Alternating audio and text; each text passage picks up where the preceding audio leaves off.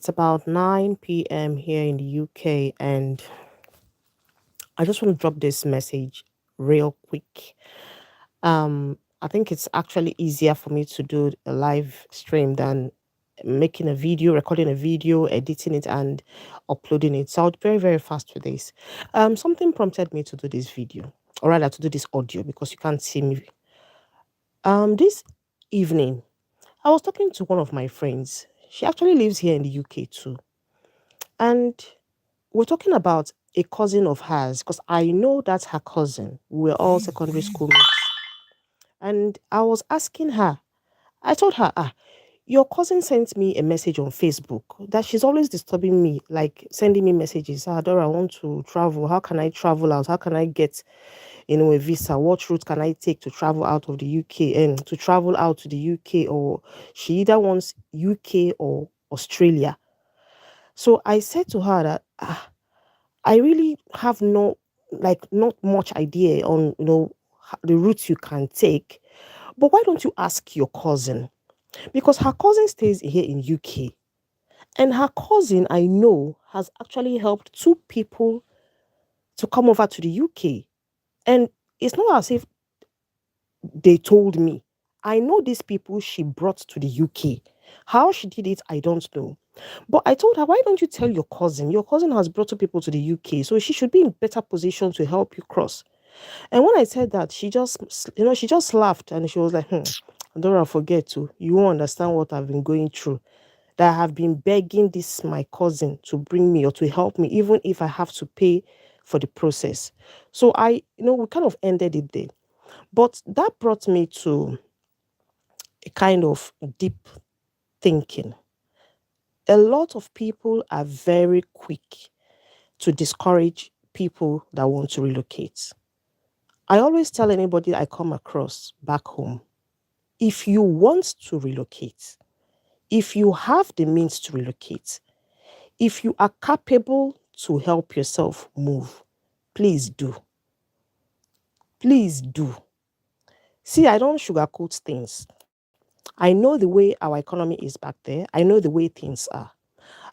Just about, I think last week or so, I was talking to some of my classmates, and one of them was actually telling me, Adora, if everybody relocates, if everybody Japa, who will now be at home? Who will now fix the country? And I asked him, where again did you say you are living? He said New Zealand. I said, oh, so you mean you live in New Zealand?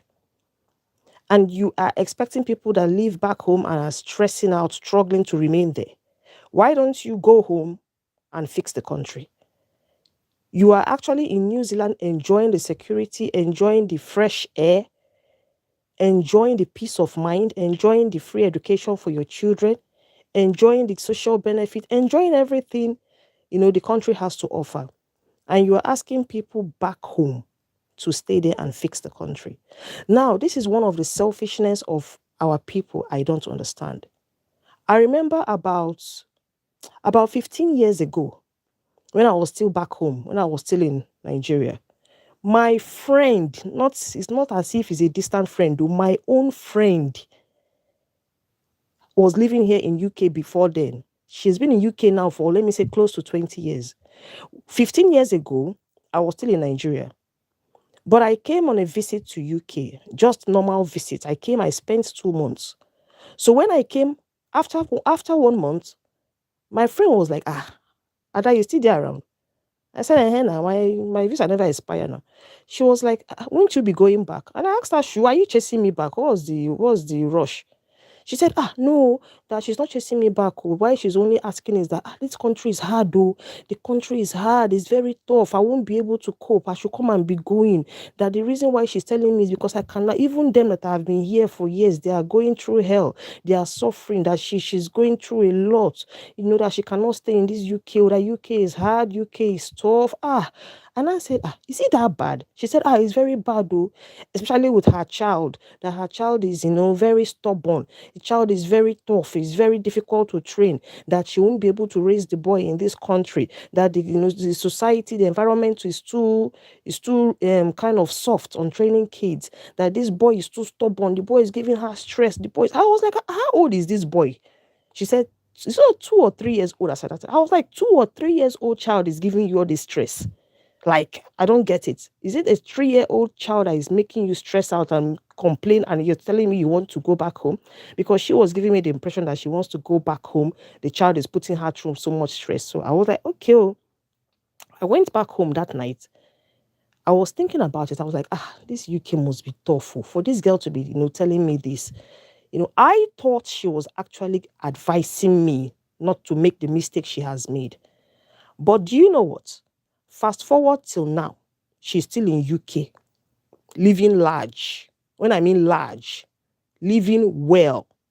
That son of hers that she was complaining about has not stepped his feet out of this UK for one day. He's still in this country. They're all doing well. What did I pick from that? She only wanted to discourage me. She wanted me to go back. She wanted me not to see the other side of life that she was enjoying. She wanted me not to be able to afford the kind of, treats and, enjoyment and all of those things that they enjoy. So I actually went back home because my plan wasn't to stay as at that time. I went back to Nigeria. So when she heard that I went back to Nigeria, that was it. She never called me all through the time I was in Nigeria. So maybe her plan, at that time she was thinking that yes, this one has gone back. Let them be going back so that when we come, we'll be forming for them. By the time we get to Nigeria, we'll change £1. Money will full everywhere. They will think we're big. They didn't want us to know the secrets of their lifestyle here, of how things run here. So after some years, I packed my load and I relocated to the UK. Finally, when I came to the UK, because there's a difference between residing in a country and visiting that country. It was when I came back the second time and to reside, that I actually knew what it was to live in the country. I actually knew what it was to partake in the society. And I said to myself, it is not actually as hard as this girl was lamenting. Like, when she was actually lamenting to me the first time, I remember my sister told me, Ada, don't listen to her. Don't listen to her. She's just trying to discourage you. She wants you to change your mind from moving to the UK. Do what you want to do. And that's what I always tell people. If you want to relocate, if you have the means to relocate, if you have a plan, move. Move. Move. My friend has been a graduate for the past 11 years. You know what happened? He went for a job interview. He's been going for a series of interviews. It's not the first, not the second. But there's this particular one he went that made him cry. For a man to cry. He went for this interview and he was told that he will not be taken. That even though he's qualified, he has everything. But that even though he's qualified, he will not be taken because they actually need a girl for that role. And this role that they are offering for, it's not about, it's not a gender role. It's something anybody can do. But the manager told him to his face, they want a girl for that position, that he's not attractive enough. He won't be able to he won't be able to attract customers, clients. So when I heard this, I was like, what kind of job is this one? Is it about cleavage showing or showing your butt? What kind of job is it that you want to do there that they feel you as a man will not attract clients? So when this thing happened, he actually cried away. But in all of this is joblessness. His father died, his mom died. This boy could not give his parents a befitting burial. Why? Because he wasn't financially capable.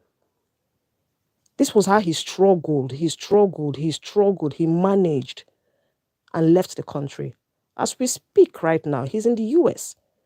He has not been there for a very long time, but he's doing very well. In a very short time, he is doing perfectly more than he has done in the whole of 11 years of joblessness. And this is somebody you would tell to stay back home and fix the country. It's not when you fix yourself that you can fix a country. You have to fix yourself financially. You have to fix yourself very well. You have to fix yourself mentally before you remember to fix any country. So if you have any means of moving, if you want to go, because in the first place, relocation is not for everybody. Some people are very comfortable back home. But if it is not rosy for you back there, and you think you want to move, move when you can, while you are still young and agile to hustle. Because if I say you will not hustle abroad, it's a lie. You will hustle. Oh. It's not as if you will come and there is money everywhere. You will definitely hustle. But will you see what you're hustling for? You will see it. You will surely see it. You can't hustle in vain, especially if you're hardworking. That's my 2 cents for you. Don't let people to discourage you. Most people who live abroad only want people they will use when they get back home. They want you to be there so that when they come and they're sending you on errands, I've experienced it. I had someone who was abroad who would come back home and all of us be running helter skelter. We'll clean the house, we'll clean the sitting room, clean toilet, we'll cook, wash plates, fetch water, do all of that. When the person is going back, all of us will follow to the airport. When we get to the airport, you will share 100 naira for us. I remember very well. But here I am with that same person in the same country. It's all to the glory of God. If you want to move, don't let people discourage you. Don't let people use you. Don't let them only want you to hang around them when they are at home. You will go and pick them from the airport. You will be with them all through their stay. You will take them wherever they're going to. When they're going back abroad, you will carry them to the airport. When they go back, you might not hear from them again until they want to come back the next time. Be wise. Help yourself out if you can. Take care and good night. Bye.